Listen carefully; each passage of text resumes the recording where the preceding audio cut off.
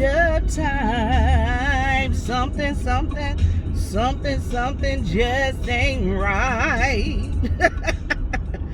It just ain't right. All right, hey y'all, how y'all doing today? Okay, so I'm gonna do a quick story time. All right, so today, my inspired story time today is inspired because I had a situation with the VA today.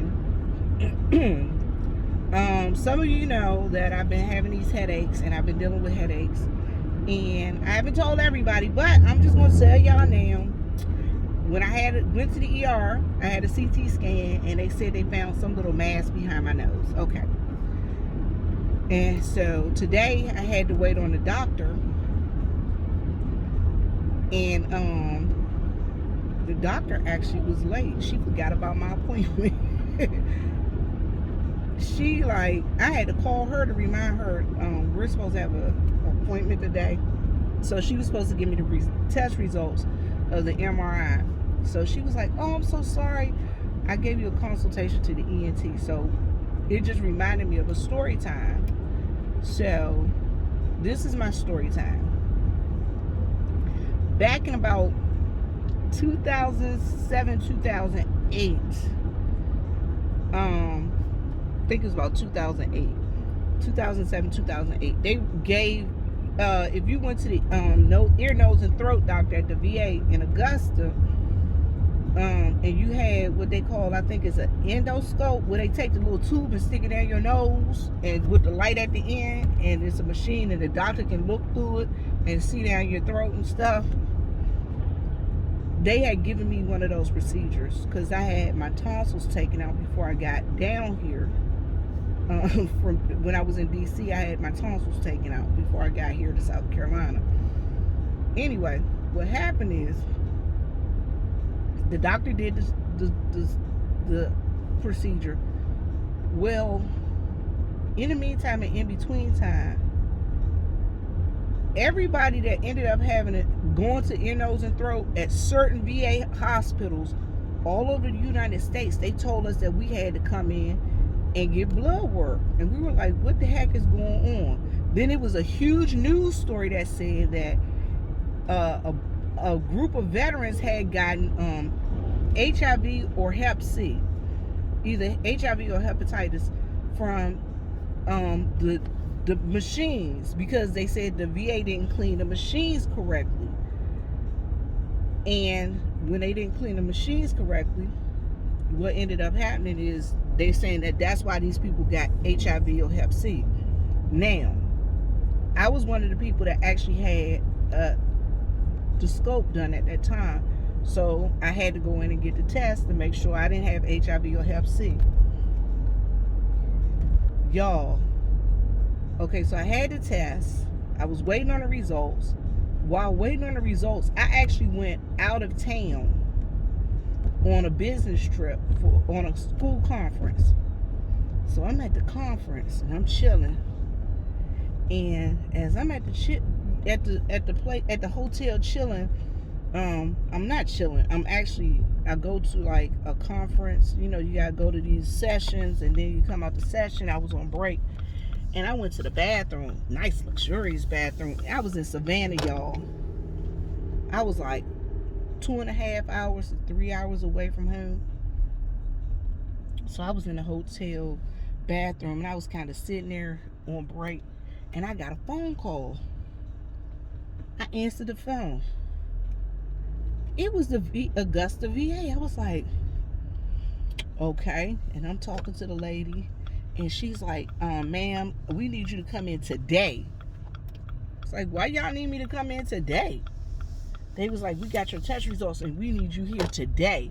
Now, they had told me previously, you know, when I got the test, if they call you and tell you you have to come back in, that means that they suspect that you got HIV or hepatitis C. I was like, why? I said, ma'am, I'm out of town. I said, I'm so many miles away from y'all. I can't come back in today. They said, we need you in here today. I was like, I can't come in today. I'm out of town. I said, well, what do y'all see? What are you suspecting? She said, well, it's an irregularity in your blood test. I said, well, what are you suspecting? We think you got hep C. I was like, what? What? Y'all, I started screaming and hollering. I was in that bathroom. Doing the ugly cry and everything.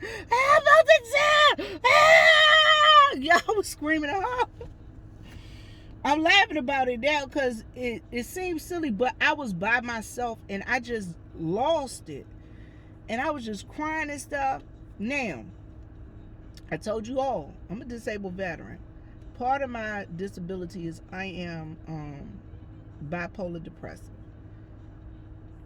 And I was just crying and crying and crying. And the people in the were coming in the bathroom. They were like, ma'am, are you okay? What's wrong? And they were just stop touching me! Stop it! Don't touch me! And I was just crying, y'all. I was just shaking and stuff. It was ridiculous. So, and I mean, it was the ugly cry. So, what ended up happening was I calmed myself down. I got back to my hotel room.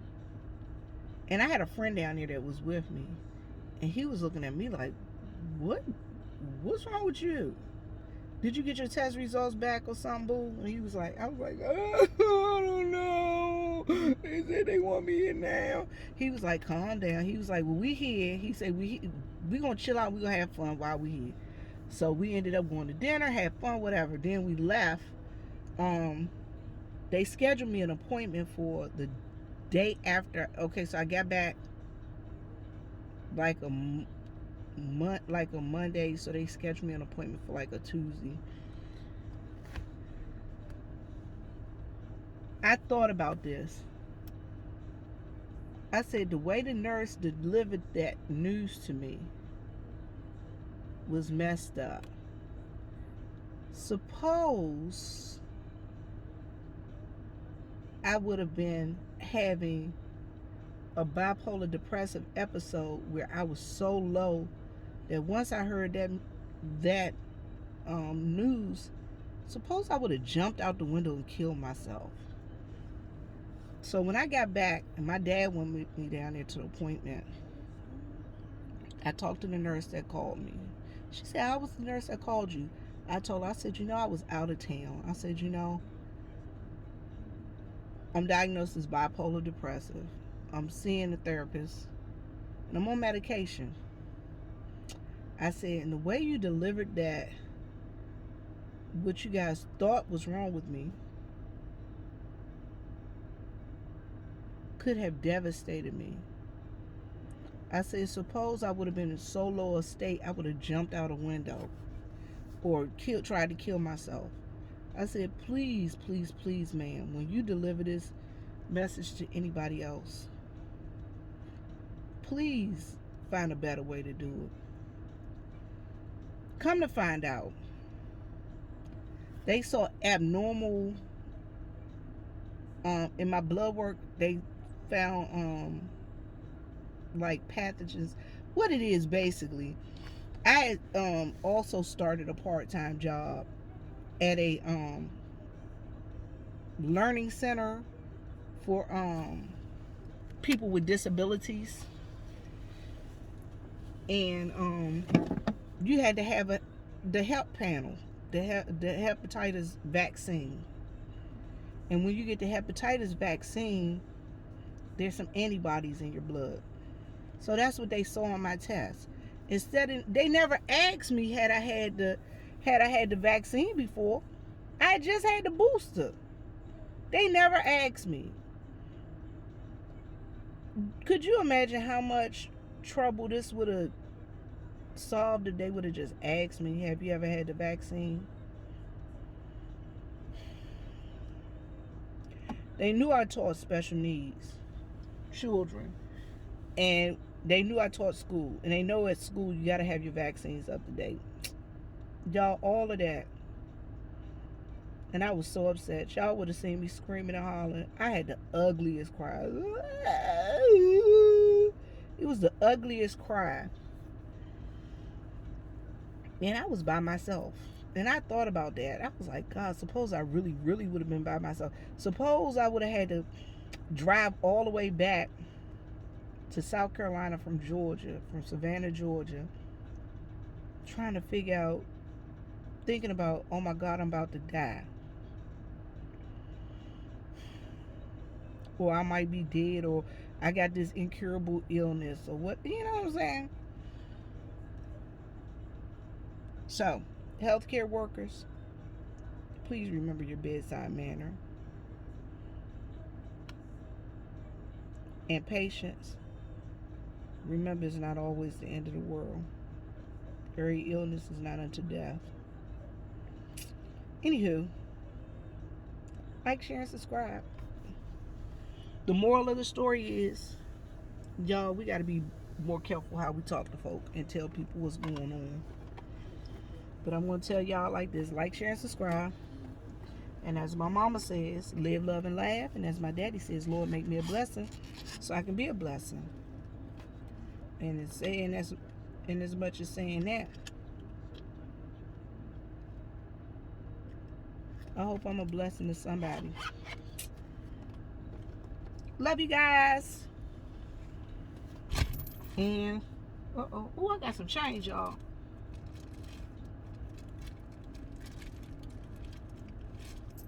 All right, 14 cents. Yay. Anywho, I'm out. Peace.